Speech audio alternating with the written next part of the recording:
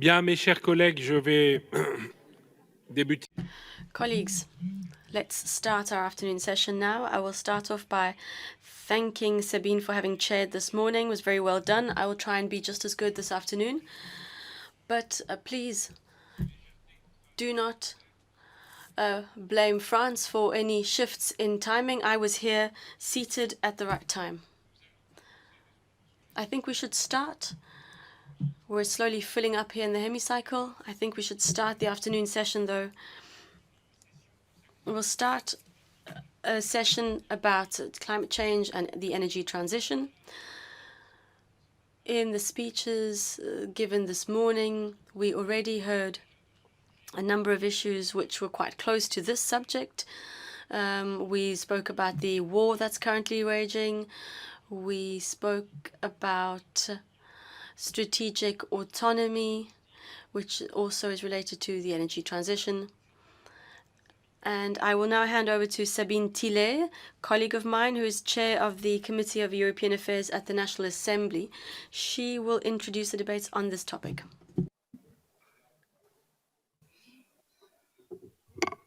Merci.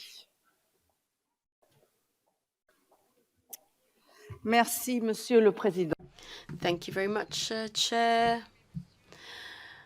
Ladies and gentlemen, today, this afternoon, we'll be talking about climate change and energy transition. And the discussion now will be slightly different to the situation in Russia and Ukraine. Russia, which has, of course, attacked Ukraine. This is going to be coloring our discussions this afternoon because it quite clearly shows how interdependent we all are, and it points to climate change and energy transitions that need to be made in light of these events, extreme temperatures, extreme weather events, long droughts, the demonstrations that we see as a consequence of climate change here in Europe. We in Europe are not the most exposed in the world, and yet this is what we are seeing. It is urgent for us to act. The European Parliament and the Council have adopted a climate law, and our roadmap is therefore clear. Our continent needs to be climate neutral by 2050. There is a halfway mark point in 2030 where our greenhouse gas emissions need to have been decreased by 55% compared to their 1998 levels. Look at 1990 levels. This means that we are going to have to change our habits, us as consumers. It also means that we are going to have to reinvent our economy and create new, more appropriate instruments. Our carbon exchange market in Europe that's been around since 2005 will have to be broadened to increase new sectors such as maritime transport, and will also have to be strengthened. At the same time, a second quota exchange market will be created for land transport and for construction. This means that we have understood that the economic policy is a good way of fighting against climate change, and sometimes it is even more useful than having various norms put into place. With the increase in price of CO2, companies really have very little choice. They have to factor this into their production strategies and have to look at sustainable alternatives by innovating. This is the right time to change our habits by taxing carbon emissions. Costs will therefore be borne or taken into consideration by consumers when they make their purchases. Professor Gaulier, an economist who is here with us this afternoon, I'd like to thank him for being here as well as all the other participants, has therefore urged that there be a fixed price for CO2. President Gattas, I think, would also want to underline the essential efforts for climate change and the fact that this should not lead to our companies being less competitive on the global market because it will be necessary for them to invest for such ecological transition. The Fit for 55 package includes a carbon adjustment mechanism, a border carbon adjustment mechanism, which will mirror the European mechanism. That means that companies will be buying certificates which are the equivalent of their carbon emissions when they import goods into the EU. Companies in third countries will therefore also be encouraged to limit their CO2 production if they want to access the European market in a competitive manner.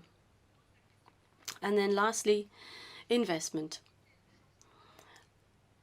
Limiting climate change means we need to invest massively to fulfill our commitments.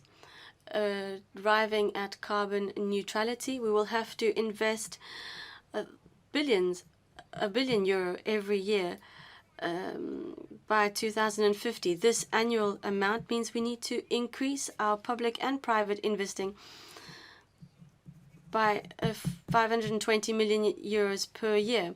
The chairman of the European Investment Bank would be able to tell us more about that in a moment to try and meet this investment effort. This is why, more than a discussion on the stakes of climate change, we rather decided to look at the issue of concrete economic means to meet these challenges. The instruments created by the European institutions are effective, yes or no? What are the pitfalls? How can we deal with them? These are the questions that we will be looking at this afternoon. Thank you very much, of course, and I really wish to say that for years we've been asking ourselves why, but I think now the time has come to ask ourselves how. Thank you. Merci beaucoup, Sabine. Thank you very much, Sabine. I'm going to hand over the floor now to our next few speakers. I'll start with Werner Hoyer, who is the president of the European Investment Bank. For a number of years now, the bank has been one of the key actors in financing the ecological transition. It has put an end to projects that support fossil fuels, and by 2025, 50% of its finance will be dedicated to fighting against climate change. We would like to hear from you on this issue, Mr. Chairman. Thank you very much. Take the floor, please. Presidents, members of national and European parliaments, thank you very much for the invitation to this important event. I have a clear issue that I'm expected to address, and I will do it, but I cannot do it without having a short look at what is going on in this Europe. Europe can say peace has come to an end for many of us, but very far. I never thought I would utter these words, and yet today we are confronted with a war at our doorsteps of the kind that we have long considered unimaginable. Ukrainian cities are under siege. The sovereign European democracy is under siege. Thousands of lives have been lost. Tens of thousands have been wounded. Over 1 million people have fled Ukraine. I've joined Europe's parliaments and governments, the presidents of the European Council and the European Commission, and countless others all over the world in condemning this unforgivable act of war. And I pay tribute to the defiance and heroism of the Ukrainian people. As the EU Bank and the investment arm of the European Union, EIB has reassured the Ukrainian government that we will support the rebuilding of whatever the invasion destroys. As we speak, the bank's teams are working with our partners to unlock an immediate support package for Ukraine of up to €2 billion, immediately, including a liquidity support of 700 million and an additional 1.3 billion as soon as Ukrainian authorities are in a position to amend existing contracts. We just have had an extraordinary board meeting of the bank, and I chaired it here from Paris. We will transfer the first funds today. They should arrive in the bank account of the Ukrainian authorities on Tuesday. This is not because we are going to not look sufficiently at the necessary due diligence and precision. No, but we do it so quickly because time is of the essence here. The help must arrive now. We will also increase our support to neighboring countries and regions to help support their intake of refugees and offset the impact of this tragedy on their economies. And it's enormous what level of solidarity can be seen in the neighboring countries of Ukraine, be it within the European Union, but also in the immediate neighborhood. Think of Moldova, Georgia, and others. I happen to be the head of the group of MDBs, the 10 biggest multilateral development banks. In this year, this is rotating, I have convened an emergency meeting for next week to coordinate our efforts across institutions to make sure that whatever can be done now will get done now. In the longer term, the consequences of the recent events will go well beyond the Ukraine and the neighboring region. On our part, the events will certainly lead to a further increase in our determination to help accelerate investment in our strategic autonomy, green energy, and European technological leadership. Because after the invasion, one thing should be crystal clear to everyone. Emmanuel Macron's strategic autonomy or sovereignty is much more than just an intellectual concept. It is a fundamental prerequisite for our freedom and prosperity in Europe and beyond. President, members of Parliament, February 24th was a turning point in history. It was a wake-up call for Europe, and Europe responded. The European Union and its member states, together with other allies and friendly nations, have launched the most far-reaching economic sanctions ever deployed by the EU. Putin and other autocrats are realizing that democracies can indeed act quickly, forcefully, and with resolve. But the EU cannot be united only when it reacts to the aggression of an authoritarian power. We need to show resolve in tackling many other serious challenges, from economic stagnation to climate change and the still lingering pandemic. Advanced fields such as artificial intelligence, space, quantum computing, digital technologies, and bioengineering are set to become key enabling technologies and the foundations of future economic success in the 21st century. Unfortunately, there are also fields in Europe in which Europe is falling behind. We are losing competitiveness in many fields. Let's face it. To secure our place in the world going forward and our ability to act autonomously and influence events as we do now, we need to invest in these critical fields now. The energy sector is, of course, a vital sector for Europe's future. Energy is the lifeblood of the economy. The transition to a zero-emission energy system is simultaneously one of the biggest challenges and one of the biggest opportunities we face. The rise in oil and gas prices this winter has been a shock to businesses and citizens. However, far from being a contributing factor to this, as some argue, the green transition must be seen as a solution and not the problem. Renewable energy technologies like wind and solar power can offer Europe enormous energy supply and greater energy independence at the same time. As the EU Climate Bank, EIB has been a strong promoter of renewable technologies like offshore wind power for many years and is committed to the sector.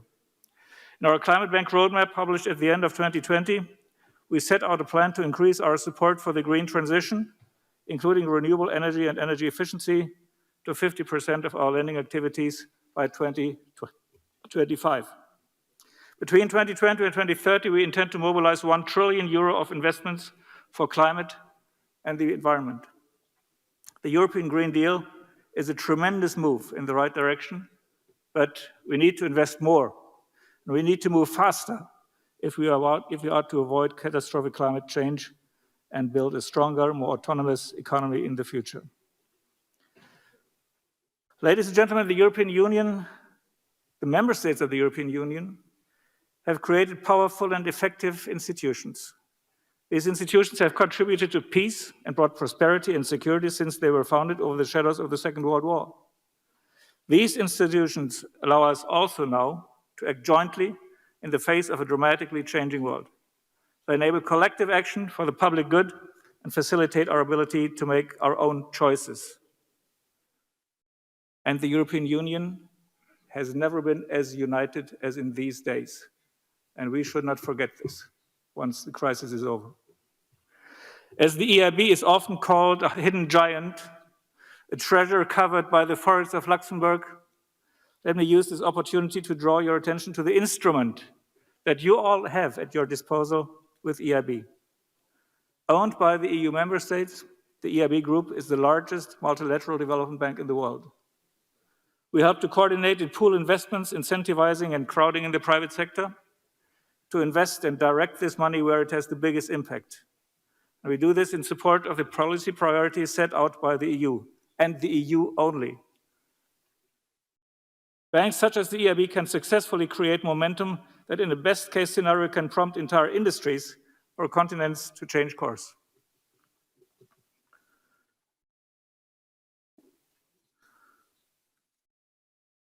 Take the energy sector, for example. The European Battery Alliance will help reduce our dependency on imported energy storage solutions. Together with the European Commission, we have played a major role in strengthening Europe's domestic battery industry by supporting projects like Europe's first homegrown gigafactory, long before private investors had the appetite to take on such risk. By the way, it is not the job of the European Investment Bank to crowd out the private sector banks.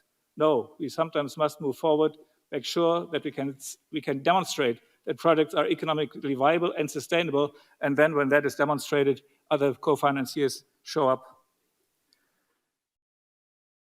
Private investment banks like us have also played a key role in developing renewable energy in Europe, backing innovative technologies such as floating wind farms, which have the potential to meet the world's electricity needs 11 times over.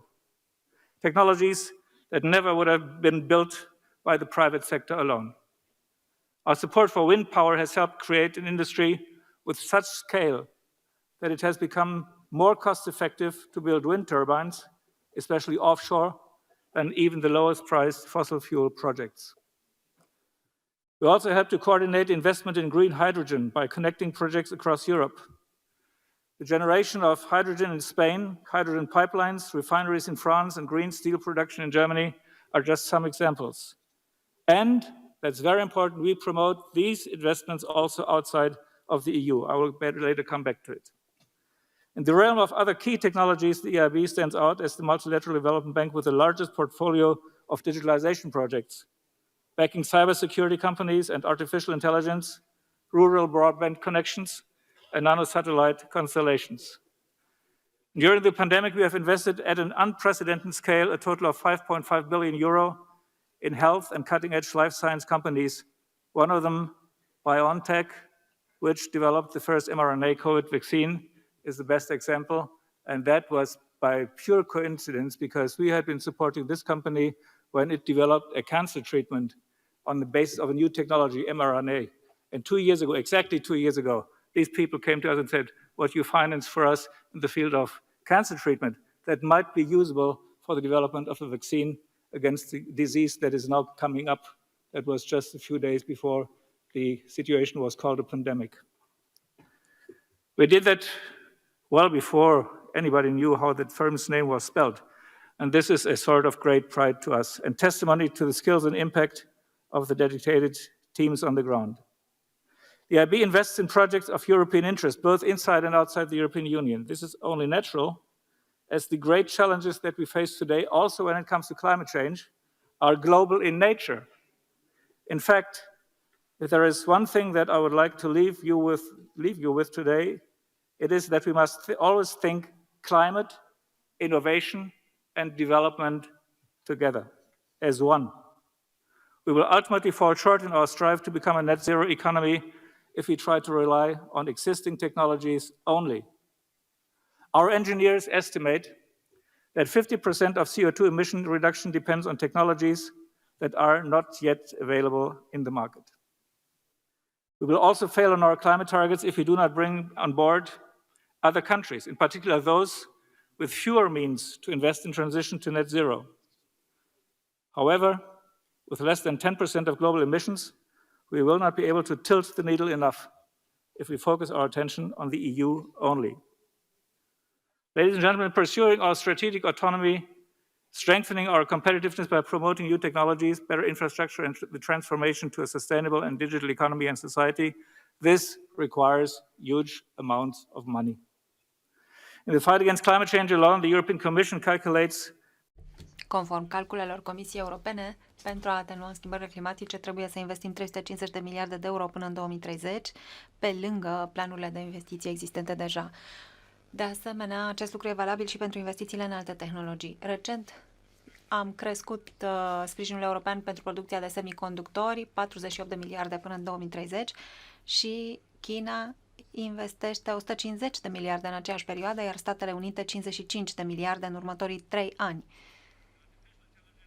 În ceea ce privește inteligența artificială, experții estimează că avem nevoie de investiții de 4 ori mai mari decât nivelul actual pentru a deveni lider global. Trebuie să devenim mai ambițioși și trebuie să acționăm acum.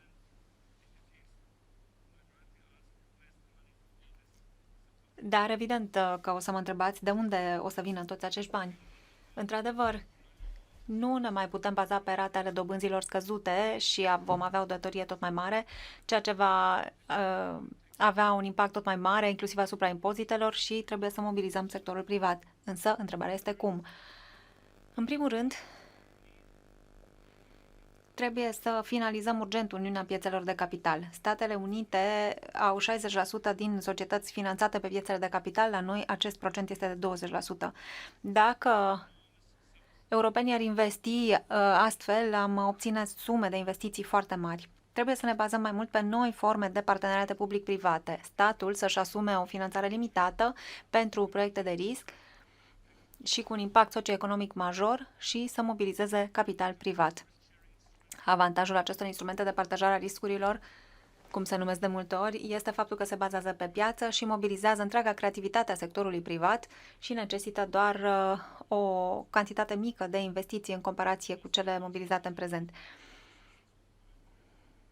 În timpul pandemiei, am văzut că statele membre au emis o garanție pentru băncile naționale de dezvoltare, o serie întreagă de astfel de bănci și, de asemenea, la nivel european pentru BEI. Pe baza acestor garanții, băncile de dezvoltare s-au asigurat că produsele eligibile continuă să fie finanțate în ciuda riscurilor enorme și a incertitudinii majore. Și s-a făcut asta cu foarte puțini bani publici. Deci e un instrument extraordinar de eficient, inclusiv pentru proiecte de foarte mare risc în tehnologii. More in order to pursue our climate objectives. Let me come to the end of my intervention. The events since February 24th leave no doubt Europe is more united than ever before. That makes me proud. And I hope that will take some of this resolve and extend it to finding solutions for the other big challenges that we face. Because at the end of the day, our path to act self-determination, to protect our values, peace and prosperity, safeguard democracy, diversity and cultures, they all lie in an ever closer union, a union of European democracies that believe and invest in their common future. At EIB, we stand ready to do our part. We stand ready by Ukraine, and we stand ready by Europe. Thank you very much for your attention.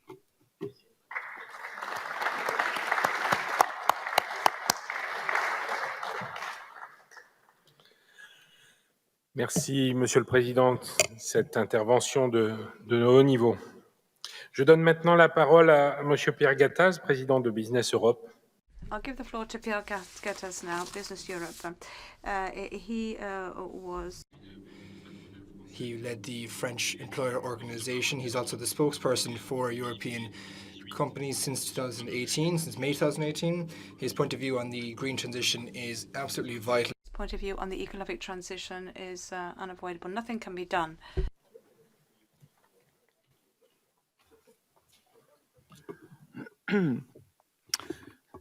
Monsieur le Président. Mr. Chair, François Papin, Madam Minister, parliamentarians from the national parliaments and the European Parliament, I'm delighted to be here with you today as President of Business Europe, which is the European Employers Confederation, to talk about this subject, climate change and the energy transition. First of all, a few words on the situation in Ukraine. absolutely want to condemn in the name of Business Europe the aggression by Russia, which is a complete violation of international law. I want to express my support for the Ukrainian people who are going through a tragic situation. We support these sanctions taken by the European Union and by our partners, even if this will lead to economic repercussions. The energy challenges are, of course, at the heart of this crisis with Russia. There is the question of European energy independence. In the next few weeks, there will be a major debate with regard to the security of gas, the acceleration of renewable energies, and the strengthening of the European energy market. This is an opportunity that cannot be missed for a strong European approach which combines climate ambition and energy transition. For us, these two subjects is a major priority across society. First of all, we have three priorities. First of all, the environment. As the last IPCC report published last week said, negative impacts of climate change, such as storms, temperatures, the rising of sea levels, are only going to accelerate. Then there's the social priority. A new barometer on climate change, released in March and April 2021, showed that the majority of Europeans believe that climate change is one of the most serious problems that the world currently faces. That was 93%, in fact. We all know that 80% of the solutions, however, come from industry. This is a source of opportunity for the market for industries to produce the energies of tomorrow, such as hydrogen, electric batteries, biofuels. The list goes on. Studies show that the international green tech market could hit between 1 and 2,000 billion euro by 2030. This is a serious amount. Business Europe there supports the objectives of the European Green Deal to reduce to 55% greenhouse gas emissions by 2030, finally, and arriving at carbon neutrality by 2050. In 2019, we published our programming outlining the three pillars that are vital for European success: prosperity, people, and planet, the three Ps. The last two Ps, the prosperity of people and the prosperity of the planet, cannot be achieved without economic prosperity. And there are many examples around the world of this. We share the ambitions of the European Green Deal, but we insist on the fact that the success of this transition depends on many factors. First off, the prosperity of our businesses who are at the forefront of this major transformation of our economy. The question of how do we implement this transition is crucial. I'm going to outline maybe three priorities which are fundamental if we want to achieve our European climate ambition, make it a success environmentally, industrially, and socially. First priority: combine the green transition and industrial competitiveness. This is fundamental. The European Commission in July 2021 set forth their first pack of legislative proposals under the Green Deal, called the Fit for 55 package. For Business Europe, this was a good step in the right direction, but it was a bit lacking in details. We insist on the competitiveness of businesses, that this is maintained. This is an imperative for any package of legislation. We cannot place our businesses in a disadvantaged situation compared to our international competition in China and the US, who do not have the same level of climate ambition. We need a prosperous environment, a business-friendly environment where companies can take risks, can come up with innovative solutions, and can get a return on their investment. So we need to prioritize an entrepreneurial spirit for the energy transition and green transition. And European policy needs to be vigilant so we don't put too much burdens on businesses, and therefore curtail their innovation and motivation. We do not need standards or taxes that are too rigid, intrusive, that would be limiting. And then a slogan such as confidence and advice to increase motivation. Maybe it would be better to say control, restrictions, sanctions. Because all we'll end up is a downturn. As I said, industry is at the heart of the green transition. The vast majority of solutions are coming from industry. The competitiveness of European industry is the foundation of prosperity. And that will make the double transition a success. Over the last 15 years, European industry has already reduced emissions by about 35%. 35%, that's huge. We only represent 8% of global emissions.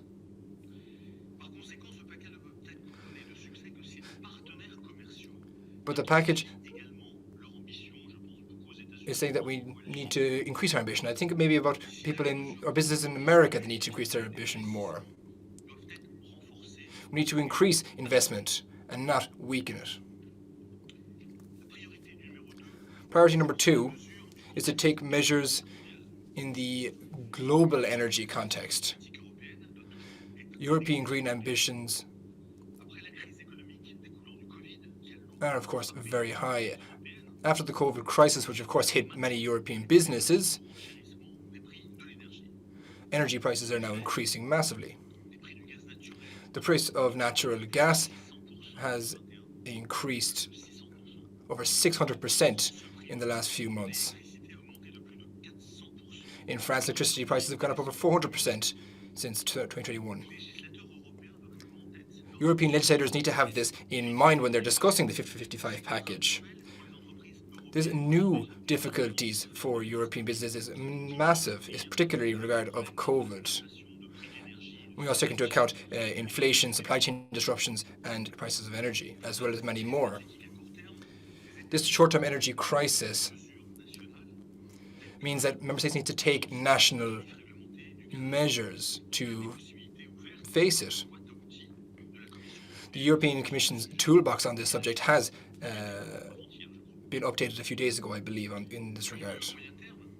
In the medium term, it is necessary to invest massively in renewable energies, as well as in transition activities such as gas and nuclear. These decarbonized and carbon-neutral energies will take some time to get used to.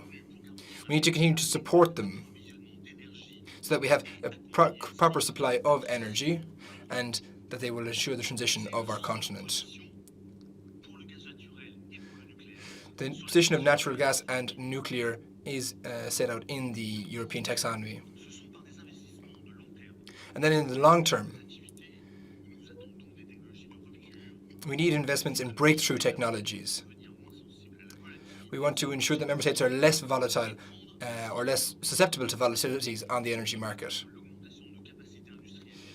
We need to increase our energy capacities by, for example, increasing our storage capacity in Europe of natural gas. The final priority, strengthen the European industrial basis to ensure the energy transition. We need competitive and innovative businesses to ensure the success of the energy transition.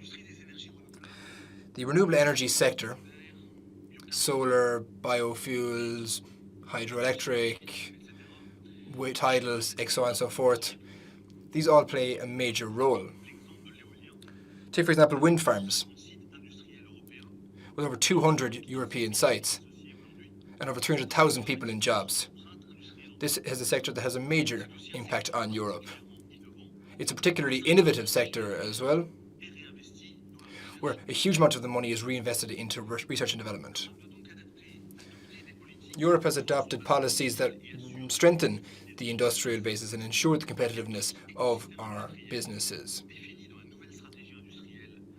In the new industrial strategy from 2021, there's lots of things that go in the right direction, supporting future sectors such as the renewable energies, batteries, hydrogen. At the national level, member states need to invest massively in the energy transition. And they have a very unique window of opportunity with huge amounts of money from the Relaunch and Recovery Fund available to them for investments to ensure the energy transition. The 2030 plan for France, which was unveiled by President Macron last year, plans massive investment so that France will become a leader in green hydrogen by 2030. So those are our three priorities to ensure the double transitions, to make them a success: environmental, social, and industrial. By ensuring competitiveness, taking actions in the context of a global energy, and the third priority is strengthen European industrial base to make the double transitions a success. Thank you very much to everyone. I'm very happy to be listening to the other speakers, and I'm very happy to take your questions afterwards. Thank you. Thank you very much, Mr. President. You made a direct link there between the European desire to make the energy transition, but also the restrictions placed on businesses and the need to have a really deep think about this. Last week, the 55 package showed that there are still worries with regard to the impact on businesses, both in the short and medium term. I'll now give the floor finally to Mr. Christian Gullier, who is the Director General of the Toulouse School of Economics and the invited professor to the College of France. Mr. Gullier is the author of several reports under the Montaigne Institute, which is a French think tank on the energy transition and on European action for decarbonization.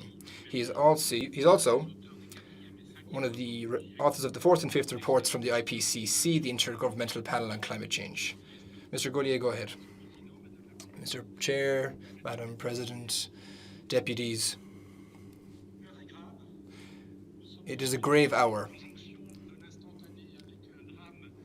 We're faced with a major crisis on our eastern border, as well as a major danger with regard to our climate in the decades and centuries to come. Here in Europe, we have fully understood the context and the dangers that we are faced with regard to the climate. And we understand our responsibilities as well. European ambition is majorly important. Under 55%, you will remember, by 2030, still leaves a lot to catch up. This is a major wall in front of us, a major obstacle. And we need to really roll up our sleeves and get to work. And we need everywhere else in the world to have the same ambition as well. And we need to come up with the major proper results. We're currently living in a society where people understand the challenge. But some people refuse to make the sacrifices required to ensure that we can all collectively achieve our ambition. Many of our citizens live in the illusion that an energy transition will create thousands of jobs and also reduce electricity bills, but the reality is actually quite different.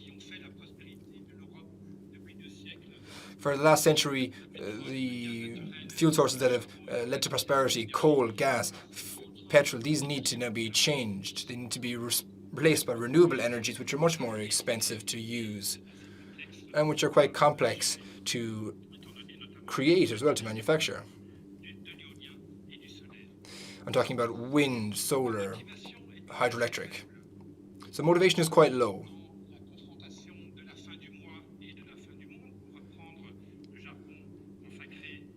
It is, in some ways, the end of the world,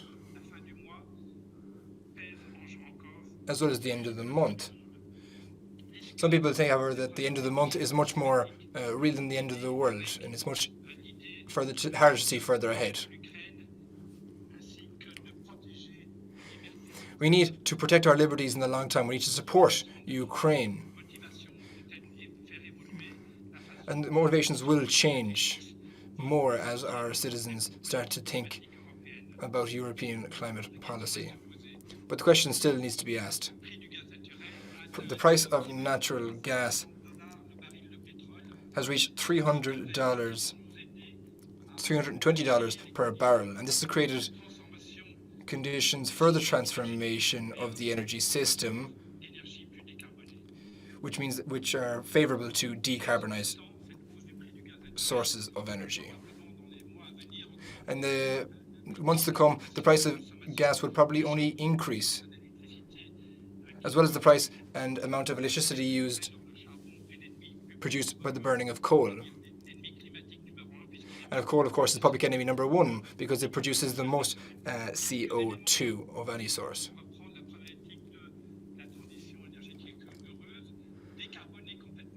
We need to completely decarbonize Europe if we want to have success in the double transitions. And we need to increase renewables by 30% very quickly. By 2025, even if we look at the most optimistic development in our technology, electricity will not become fully profitable from renewables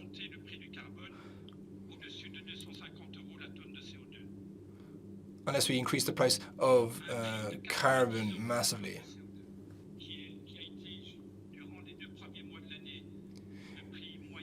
In the first 2 months of this year, the average price of carbon increased massively. And of course, we have the European trading scheme as well. The kilowatt hour has increased by 3%. This price of €90 per CO2 has made a major impact on our purchasing power and has increased the price of oil by €36. Now, today, we need to rethink in France, in Europe, and the other member states. We need to think about our climate policy. Everything that is green is not always socially desirable. Certain green actions do not always go down so well. They can have an impact on purchasing power. And this is the main thing we need to look at to ensure citizens' acceptance of the transitions as well that we need to do.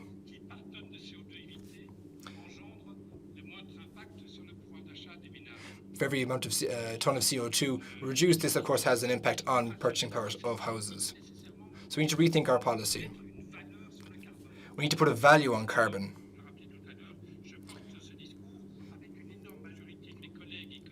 I've had this conversation with many of my economist colleagues in and outside of Europe. And many economists agreed on one thing that is absolutely essential to have a price on carbon if we want to be able to properly carry out the major ambition of reducing our CO2 by 55% by 2030 and then getting carbon neutral by 2050. I agree with Mr. Gattaz. It is absolutely necessary to hit our objectives in reducing CO2, and of course, we need to massively support research and development as well of green technology. So a value on carbon, a price on carbon. This is something that we need to do, and it's always been. There's the pros and cons. There are the benefits of the double transition, and the main benefit is price on carbon. Of course, it will be very expensive to do the energy transition over the next few years, but it will be much more expensive if we allow it to keep going and create damage to the climate. We need to make real efforts, that's for sure. So the price of carbon and the value of carbon, this really does mean sacrifices for us that we're going to have to accept and make as part of this transition. At the same time, the value for carbon, there's a difference between a value and a price when it comes to carbon, and we need to consider this. Let's be clear that today there is a lot of interest for businesses, consumers, member states, general interest. There's a lot of general interest in this, but we need a signal to be sent out to these stakeholders that I've mentioned, that you're going to have to deal with the consequences in reduction of CO2 in Europe. There's going to be consequences for you. There's going to be consequences for people, households, businesses. They're going to have to pay the price. Polluter pays principle. That's in the EU treaties, and that's what I'm talking about here. As I was saying to you, this transition is going to have a lot of consequences on production. I spoke about steel earlier. Carbon and penalising CO2 emissions in Europe, and shoving these emissions over to countries that are a lot less ambitious than us. This is where the carbon border adjustment mechanism comes into place to prevent damage occurring here to the environment.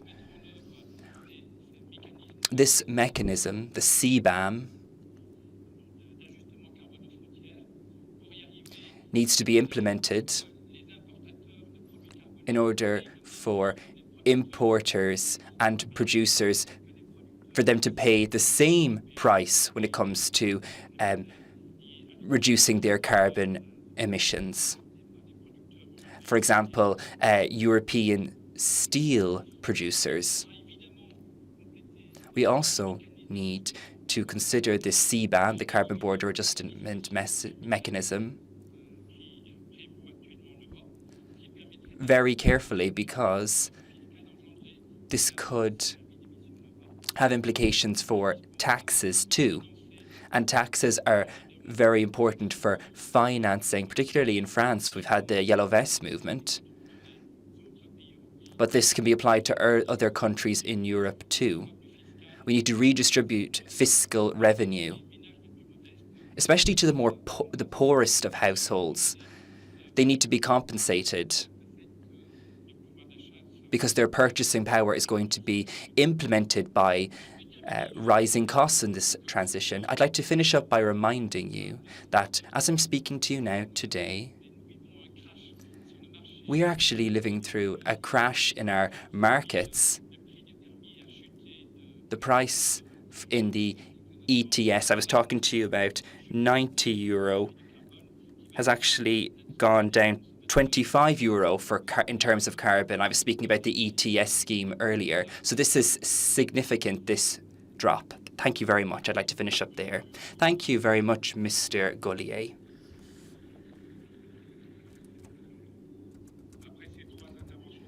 Now, they were three very interesting interventions. And I have to admit, we're not running on time. We're going to try and respect our time frames going forward. 1 minute per intervention. Please try and respect that. Now, France, National Assembly representative, you go on ahead first. Thank you very much. Ladies and gentlemen, colleagues, I would like to say that I'm very happy to be seeing so many European colleagues here beside me in this difficult time that we're going through. More than ever, we need to be united in order to face the challenges before us. I'd like to place emphasis on the Carbon Border Adjustment Mechanism. This is a priority for the French presidency. This is one of the key pieces of the Fit for 55 package. It's been discussed within the EU institutions. It's a fundamental instrument that allows European businesses to preserve their competitiveness. It's also a key tool for encouraging third countries to be more ambitious. We are demanding when it comes to ourselves. Therefore, we should be with our trading partners too. We have understood that our market is a good way of making multinationals more responsible. And it's good for approaching and combating carbon leakage. Our foreign partners should not be protectionist. We need to focus on legalities and being green. This needs to be recognized on an international level. We need to maybe adopt legislation that's equitable and just, that will ensure our green future. Our planet doesn't have any more time. Thank you very much, Slovenia, from their national parliament. Nick. Thank you very much, Chair. I believe that we are all aware that climate change and a healthy environment in which we want to live are crucial questions for our future. We need to be united and coordinated when we act in the future. We need to cooperate and encourage other actors in the world to follow our lead. The green transition is something that Slovenia supports very much, and we have to see the changing situation now. The current crisis makes us question how we will pay for this green transition. Will our economy be strong enough? The recent events have shown us that our economic autonomy is crucial in these days, and therefore we need to invest more in development. Each of us can contribute something to further the situation. Young people like I am can understand this very well. We understand how important it is to protect our environment. The unity we see in the European Union currently in the face of the crisis with Ukraine needs to be affirmed when we are fighting climate change. Montserrat pour le Parlement européen et se prépare Didier Marie pour le Sénat. Didier Marie for the French Senate. Thank you very much. The European Union is a leader when it comes to climate change. We want our children to live in a more We need to bear in mind that other Pero esta transición they have to join our que crean empleo, la industria, la agricultura. We want industry and SMEs to thrive. We have made sacrifices, and there will be sacrifices to be made. But we're going through a crisis with COVID and Ukraine at the moment, evidently. And what we have to do now is face the rising energy prices. They've risen drastically. We need to address this and consider employment and energy poverty for our households. We need to do this and bring sectors together in doing this. Our energy sources need to be ensured. I'm thinking of Portugal, Spain, France working together, combining work on renewable energies and the introduction of these energies, and combining nuclear energy, gas energy, and compensating households for the rising prices. For energy autonomy in Europe, in order to get through this transition, it needs to be just and leave nobody behind. Thank you very much, Didier Marie, for now Bojan Kekik for the National Parliament in Slovenia. Thank you, President. Climate is a key issue today, and therefore there's a path to go down for us to ensure that the international community uses all its strength to have better relations with its trading partners. We're going through a period of conflict at the moment for sure, but this transition needs reinvestment from the public sphere, considerable investment, more than what we forecasted. Adapting to this is going to be difficult. Therefore, we need to have social order and make decisions very prudently. We need to anticipate and plan. We need to have clean own resources, careful financing. We need to transition to a decarbonized Europe, one that ensures job growth, a driver for transformation. The transition needs to be just and inclusive, otherwise we can't do it.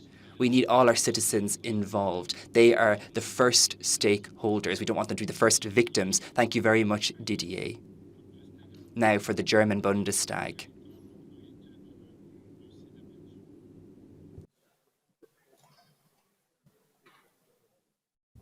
Sehr geehrter Herr Präsident, liebe Kolleginnen und Kollegen! Wir wissen ja bereits lange, dass die We've known for some time that the climate crisis could be a risk to our security because of storms, drinking water shortages and so on. And despite at the moment we've got this terrible attack on Ukraine, and it has highlighted that our dependence on fossil fuels is also a security risk, and therefore we should step up our efforts to wean ourselves off fossil fuels as quickly as possible. In the meantime, though, we must import liquid gas, and in Germany we have to build liquid gas terminals. That's something that we've always said no to in the past, but I think that we are more optimistic as far as the technological opportunities are concerned. In Brandenburg, around Berlin, solar power is being produced for under 3 cents per kilowatt hour, and we don't have much sun, and so that is very cheap indeed, and that's why we should not play down the opportunities, because modern technology can lead to renewables, giving us very cheap energy and a very cheap basis for the reindustrialization of regions in Germany and in Europe. Thank you very much. Anton. Boyan Kekek, et se prépare Gaëtan. Now Belgium. Thank you very much, Chair. Thank you for giving me the floor. The 4 topics of this panel are extremely important. I agree with that. However, seeing as the developments in Ukraine have overshadowed them, we need to understand the changed situation. Climate change, the green taxonomy, all of these things open up an array of new questions. What will we do with nuclear energy in the future if nuclear power plants can become strategic targets for attacks? How will we ensure autonomous sources of energy? The attack on Ukraine, of course, killed many people and destroyed human lives. However, there are also underlying strategic goals which are connected to Russian industry. Russia has many natural sources, and Ukraine even more. Ukraine is the 4th most richest country in natural resources. It's also the country in which a lot of grain comes from. 600 million people could live from the wheat produced in Ukraine. It also has a lot of titan and a lot of natural gas. It's the 2nd largest country when it comes to producing nuclear energy in Europe. It is a very important country for other natural resources. We need to understand the importance of Ukraine. This is a strategic fight for resources, a strategic fight which will be relevant for all of Europe. Ukraine must not fall, or the fire will spread. Thank you very much. Next speaker. Merci, Monsieur le Président. Le défi. Thank you very much, Mr. President. Yes, climate change is a real challenge today. It's a major worry for European society, for the European institutions. Therefore, we need a political solution. And we've been working on this for the last number of years. We have different mechanisms for recovery and other EU instruments. And therefore, we keep high standards with these. But purchasing power is a key worry for us. Over the last few months, it seems that this, as part of our community, has had difficult effects because we have serious objectives for our green transitions, but we need to consider this. Rising energy costs, this isn't something to rejoice about. We therefore need to consider this at European level, and our governments need to consider this facing this crisis. I would like to thank everyone for the different projects carried out at European level, bringing together our citizens and businesses, because we know that the rising costs has meant repercussions for them. There's been a lack of answers. Therefore, we need social cohesion. Thank you very much, Gajetan. Now, Žikovic from the Croatian Parliament. Thank you very much, Chair. I join the colleagues who spoke about climate change, but we also need to address how we should adapt the common agricultural policy, because it is an important issue in the future. It will be an important issue in the future. When talking about renewables, many critics say that this is not doable, that renewables are not yielding the results they are supposed to. For example, I would like to talk about the capital of Croatia, Zagreb. We are investing into renewables, and in a couple of years, these renewable energy sources should yield profit, not only bring back the invested money, but also result in profit. So with each new investment, I think we need to take into account the green transition. Thank you. Merci. Alors, Thank you very much. Martin Kinnunen from Sweden, and then Duve Goga from Slovakia. Thank you, Chair. The war in Ukraine and the hostile acts from Russia emphasizes the importance for Europe to move away from Russian gas and oil and focus more on European energy production. All fossil-free energy sources, including nuclear, must be used long-term in this process. When it comes to fighting climate change and fulfilling the Paris Agreement, it is very pleasing to see the broad unity among all the member states. Though, from a Swedish perspective, one must comment on some of the proposals from the Commission that the Swedish Parliament, as of today, not are that pleased with. From a Swedish point of view, the proposed social climate fund is problematic. The role of the European Union should not be to pay for welfare policies in the member states. This criticism applies to some of the proposals from the Commission regarding the new own resources as well. It would be better to focus more on how we can use the current budget more efficiently, rather than focus on making it larger. The proposal from the Commission on land use and forestry regulation is highly problematic. The proposed target for Sweden is not possible for Sweden to meet without causing great harm to the hundreds of thousands Swedish forest owners. It is of great importance that forest policy is and will remain an exclusive national competence in the European Union. Thank you. merci. Thank you very much.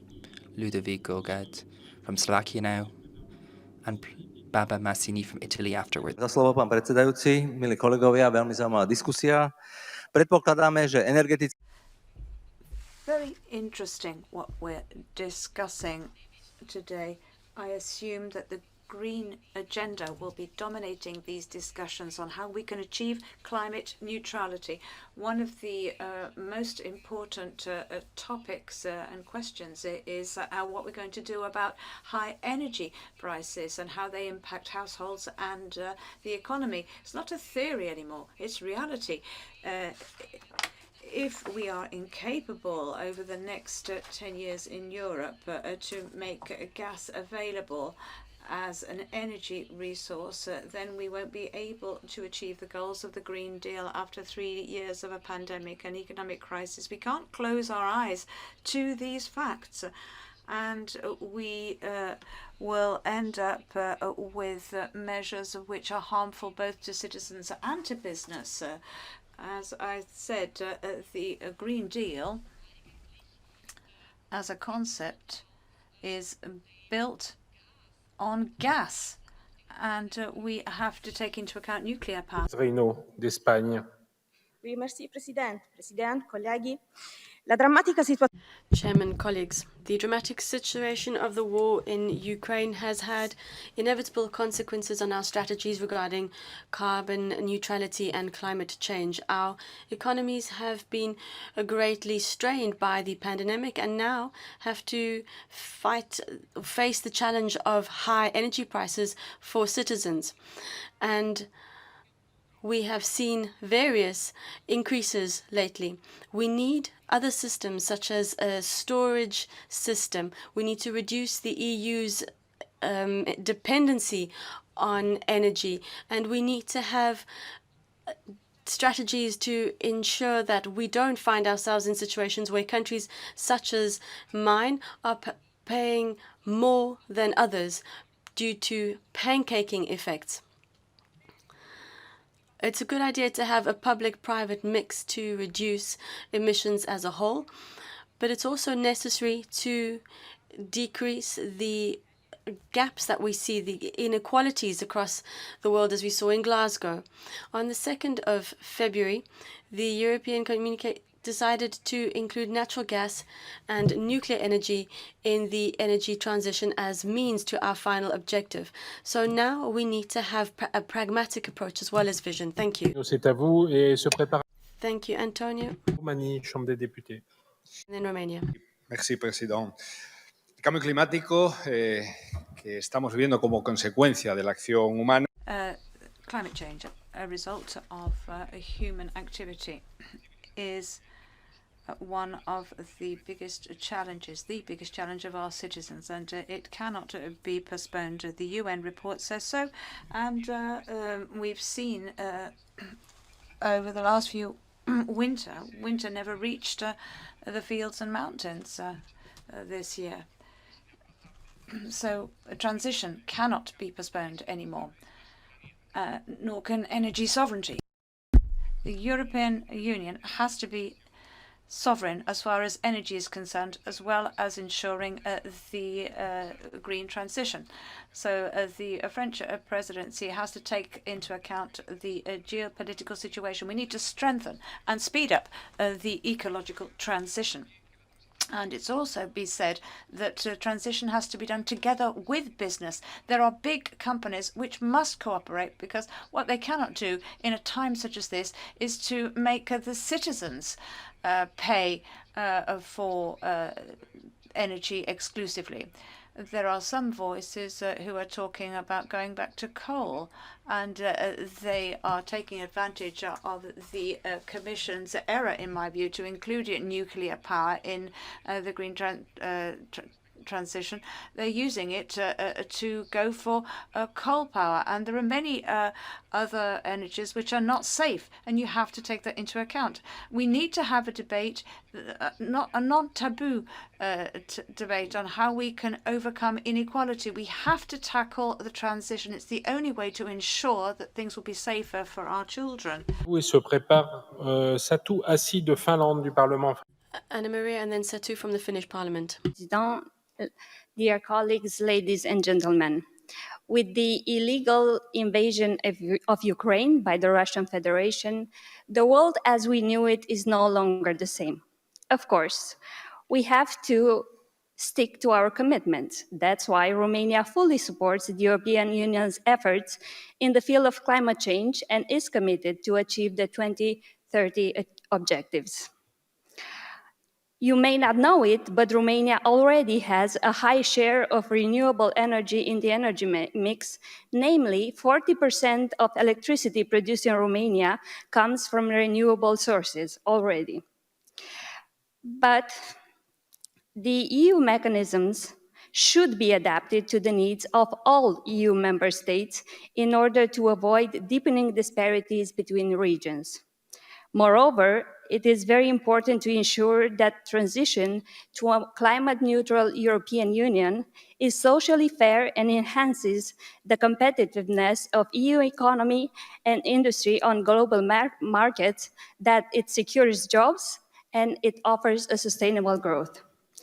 Just one more point. Taking into account the geopolitical evolutions at the eastern border of the European Union, We have to also be very careful when it comes to energy security, making sure that our populations do not suffer from any type of shortages. Merci beaucoup.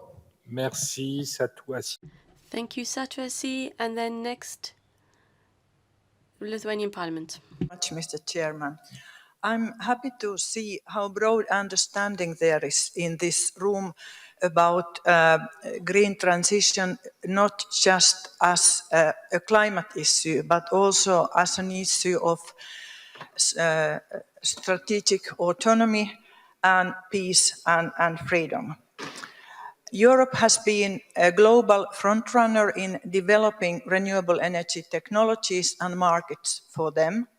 Without the measures of EU and several European countries, we wouldn't be in such a situation where, for most countries, the cheapest way of building new power production capacity is wind or solar power.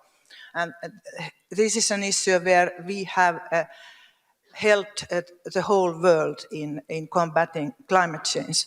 But we need a more broad systemic change, for example, replacing fossil fuels with electricity, also in industry, changes in transportation policy, etc. But one issue which has not been mentioned yet is that we need also nature-based solutions. We just recently had the IPCC report on adaptation, which emphasized the need of nature also in climate adaptation. Merci, Satou. Domas, c'est à vous et se prépare. Thank you, Tomasz. And then Ulrich from Poland next. Karas pasaulį sukrėtė, tačiau the war has shaken the world, but prompt reaction and suitable reaction, adequate reaction, I think, surprised us ourselves. On the other hand, is that enough? Today we can say not enough, because today Europe is still too reliant on Russian gas and oil. Let us not be naive, as correctly remarked by Mr. Gollier, that our pockets will not be affected, that we will not have to pay the high price. But I think this higher price is worth it, because today we speak not only about European future in terms of the green policies, but also in terms of policies, in terms of political independence. Moreover, stopping and preventing this dependence, we also stop the military machinery of Russia. Every war brings also some opportunities, and today we should really take advantage of these opportunities. Lithuania supports Fit for 55 and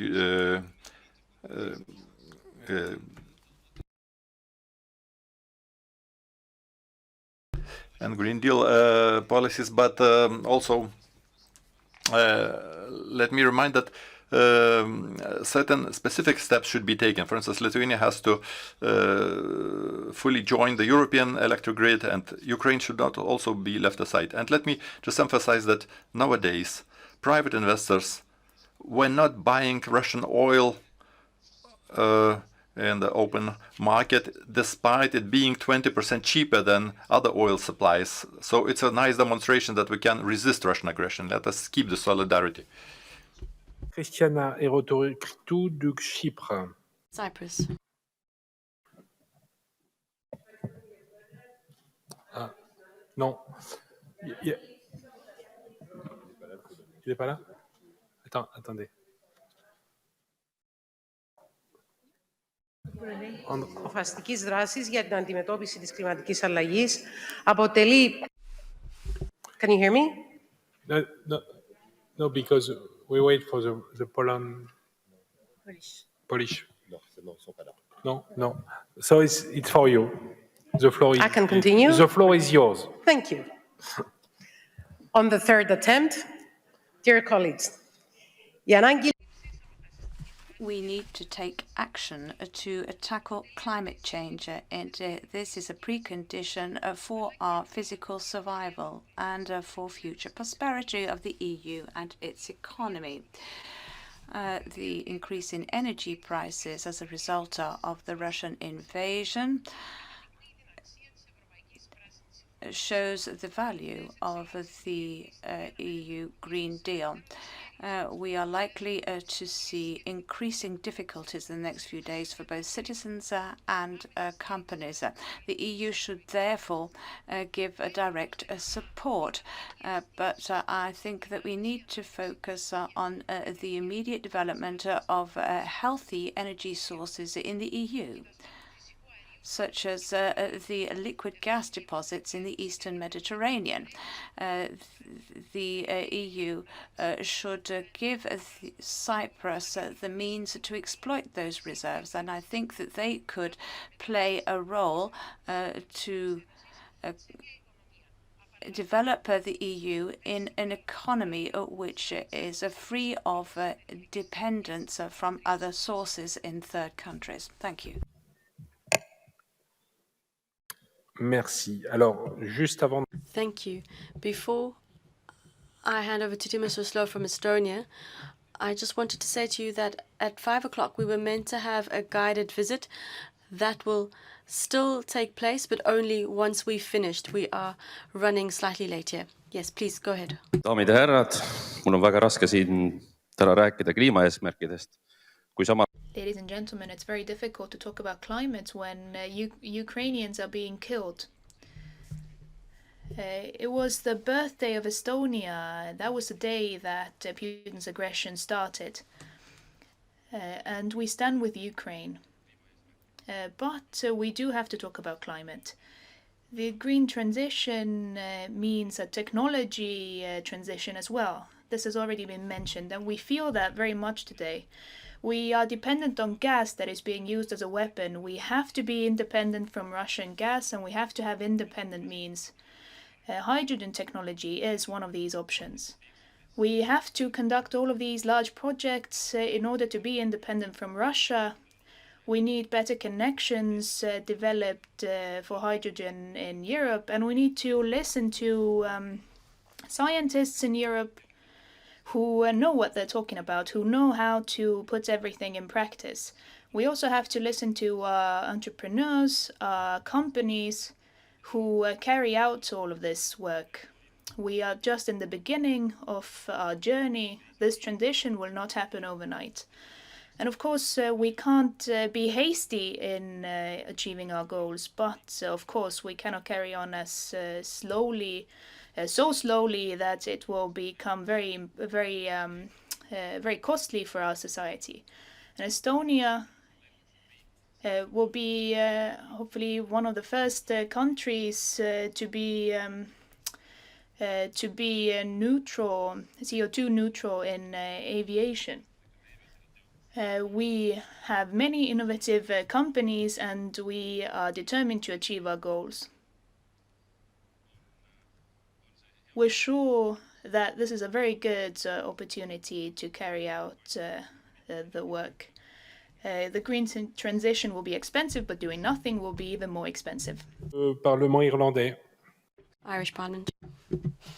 I don't know who's on, but the boys will have to take this. Thank you, President. We are in danger at this time. Climate change is very much happening, and we have to deal with it. We have to deal with it quickly. Crisis has shown us the over-reliance that we have at this particular time in relation to fossil fuels, and particularly fossil fuels in Russia. What we really need to do is we need to get serious. We need the state to do the heavy lifting. We can't leave it up to regular people. We need to have hydrogen strategies. We need to have wind and solar strategies. But we are going to have to look at the fiscal constraints from a point of view of giving people the power. And the state, like in the pandemic, has no choice but to do the heavy lifting. Now, we're all talking about a just transition, and we want to move to renewables. But in the short term, we can't have a case of our own people being absolutely impacted. So we are going to have to offer mitigations, and Europe is going to have to work together to mitigate and to at least alleviate some of the pain. Thank you, everybody. Merci. Paulo Moniz de Portugal. Portugal. Obrigado, Sr. Presidente, caras e caros colegas. Trago-vos aqui. Thank you, Chair, dear colleagues. We're talking about energy independence, and it's very important. And here I would like to also bring to you the voice of the outlying areas of Europe. Some of them are islands in a geographic sense, but also in the electric sense. They don't benefit from the interconnection of networks. Intermittence and volatile energy networks, the intermittence of renewable energies are challenges that these islands have to face. It's very difficult to resolve them, but it needs to happen so that even our archipelagos have energy independence. The plans of recovery and resilience have been brought into being at a time where the pressure of the war in Ukraine didn't even exist, which means that the great investments that need to go to isles and archipelagos will have to happen now and will come at a cost of the investments that would have gone elsewhere. These investments were not thought of against the backdrop of the current war. So my message for you is energy independence is an increased challenge, especially for islands that are part of Europe and a part of the project. Thank you. Italy, please. Grazie Presidente, colleghi.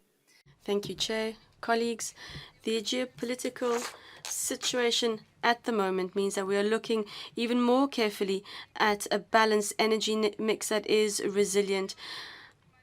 I think that is of crucial importance today, as is the diversification of energy supply. The reduction of environmental impact needs to go hand in hand with sustainability. We need to safeguard the environment, use environmental policies that have the lowest impact, and also work the most for vulnerable people and for citizens. We need to safeguard work in sectors that are affected by the green policies. We need better qualifications for workers that are more competent and have better skills, newer skills. I know that this is ambitious, but it is realistic. The environmental challenge is a priority. Europe, the leaders and individual countries will have a large role to play and have a lot of responsibility in this transition. Thank you very much. Merci. Johan Boum du Sénat roumain. Thank you, Romani. Dear colleagues, we all agree that climate change are a real fact. We can all agree that we need to reduce the causes leading to climate changes, and therefore I would plead for our policies in the field of climate change to reflect better the real life in each European member state. They should not be a purpose in itself, but in fact they should serve our citizens and provide them with a better life and a better living standard. So we as politicians, we should support the competitiveness of the entire European Union, of each member state, and guarantee the safety and security of each and every citizen. We won't be able to perform this energy transition without the support from our citizens and without their social involvement. Otherwise, we'll just have empty speeches, but we as leaders and the European institutions will lose our credibility. If we think of what's happening in Eastern Europe now, it is obvious to all of us that we cannot rely on Russian gas and that we need to find viable solutions in green energy, including nuclear energy, which is a viable solution or an alternative, and we need to use them to the benefit of our citizens. I'm absolutely persuaded we can overcome this energy crisis by investing in non-polluting technologies, but that involves a lot of investments. So in the transition stage, we can use methane gas, but we need to find a common solution for the entire EU in order to overcome the crisis. This is the challenge that we need to live up to. Thank you. Portugal. Pedro Checano from Portugal. Thank you, Chair. Thank you, colleagues. Portugal would like to formally embrace the idea of the objective of 2050 for carbon neutrality with a reduction of CO2 emissions. In 2021, we stopped producing energy from fossil-based sources, and it's very important for Europe to continue focusing on this objective and continue working on the energy transition. Despite these uncertain times, it's important that the ecological or green transition is used to increase the energy independence of the European Union by diversifying our sources of supply. The Western coastal countries can contribute to the road to independence. Portugal is not fearful of this challenge. It will be present. Our investments in the Alentejo will make it possible for us in these very important areas on the sea to transport GPL, liquid gas. We have very large storage capacities as well, so that the energy from Portugal can be transmitted to Central Europe. But for that, we would need pipelines through the Iberian Peninsula and France. We would like to embrace this challenge to review our energy policy. We'd like to talk with our French colleagues who have welcomed us here today, who have been coordinating this event despite all and the European presidency in general, despite the uncertainty and the threats to democracy. Hea president, hipid ja lillelapsed. Dear President, hippies, flower children,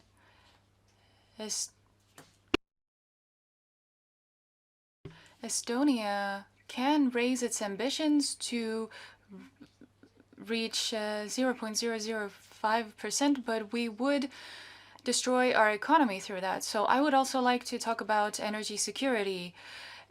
In our regions, for thousands of years, we have used wood to produce heat, but the European Commission doesn't consider wood a green energy source anymore, but Gazprom's gas is considered green. So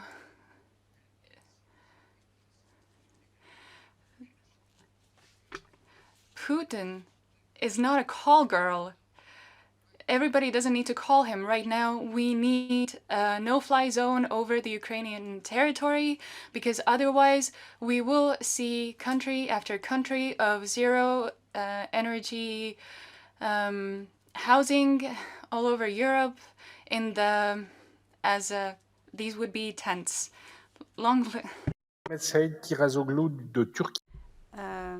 Helsey Tirazoglu from Turkey. As an EU candidate country and a customs union partner, Turkey is an indispensable actor in Europe's green transition process. Being aware of the urgency of climate crisis, Turkey is determined to contribute more global climate change efforts. We have high-level climate dialogues with EU. We established Climate Council at ministerial level with the involvement of all related ministers and stakeholders. Climate Change Research Committee established by Turkish Parliament and prepared very broad and comprehensive report related to problems and solutions. Turkey ratified Paris Agreement and announced its net zero emission target by 2053. And in parallel with EU's Green Deal priorities, Turkey has prepared action plan which consists concrete actions to contribute clean, economic and secure energy supply. Turkey shares The EU vision on clean energy transition is committed to further cooperation as a major partner of the EU. The success of the European Green Deal will ultimately depend on equitable access to financial and technological means by all related actors, including Turkey. At the end, it's important that reaching European Union's climate and digital reform targets requires much more close cooperation and acceleration of membership process of Turkey. Thank you. Bjarni Johnson, Mr. Yanni Johnson from the Icelandic Parliament. Change is contributing to humanitarian crisis around the world and climate injustice. This should not come as a news to us, but it was underlined in the news in the report issued by IPCC on Monday. According to the report, maintaining the resilience of biodiversity and functions of ecosystems at the global level depends on effective and sensible conservation of up to 50% of Earth's land, freshwater, and ocean areas. If global warming exceeds 1.5 degrees, many human and natural systems are at risk. Energy transition to green options is key in this regard. It leads to the energy security and energy independence of Europe that is being called for here today.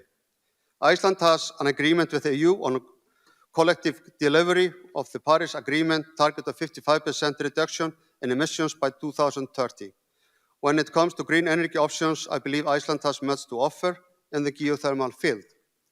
Mr. Chair, as we need to take on the unfolding tragedy in Ukraine caused by the horrific invasion of Russian forces with both strength and wisdom, we not only need to secure peace for Europe for the times to come, but also keep peace and unity to resolve the deadly threats to the planet due to climate change. Thank you. Merci. Maka Boko-Ishvili from Georgia. I'm a substitute to Ms. Bakabo-Jorishvili. So, first of all, let me express my full and firm solidarity and support to the people of Ukraine and Ukraine's territorial integrity and sovereignty. Yesterday, Georgia took a historic step when it applied for EU membership together with other associated partners, Ukraine and Moldova. To fulfill this objective and accelerate integration to the European Union, it is important to create better links and think about faster economic integration into the European single market.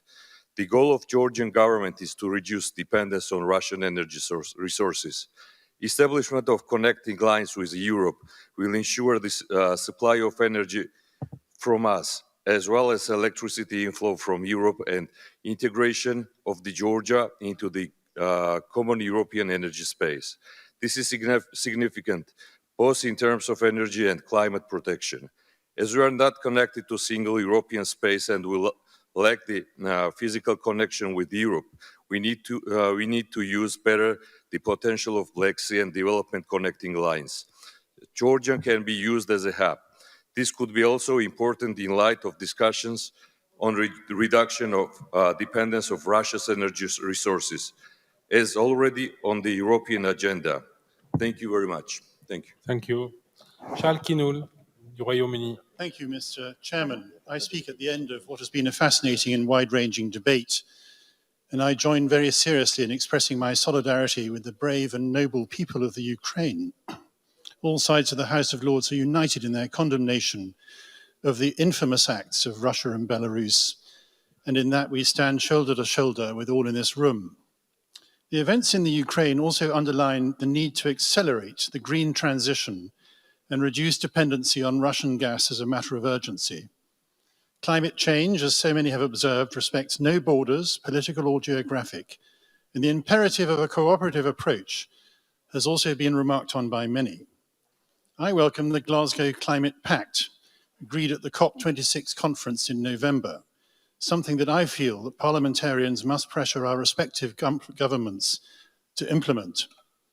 A resolution of both the crisis in the Ukraine and the climate crisis will require us all to work closely together. The House of Lords is fully dedicated to this purpose. Slava Ukraini. Merci, Charles. Je vais faire des jaloux si je dis que je termine par le... Well, I will make people jealous if I say I will finish by the best. Dimitri Tyridis.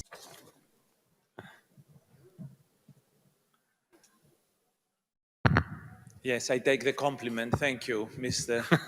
Chair.